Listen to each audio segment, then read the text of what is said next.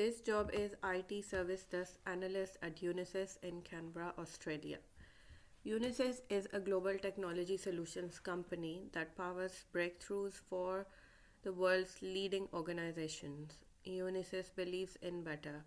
Here, you have the opportunity to learn new skills, apply your expertise, and solve complex problems with cutting edge technologies and solutions. You will be part of a global, diverse team that supports you, drives change, and delivers successful results consistently.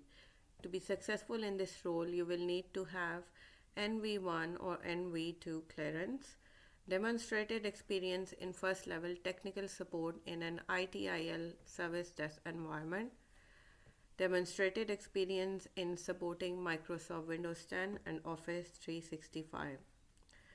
Understanding of Active Directory and administration processes, troubleshooting PC, networks, servers, softwares and hardware problems, and Microsoft applications.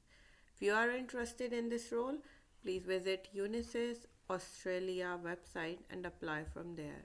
Thank you.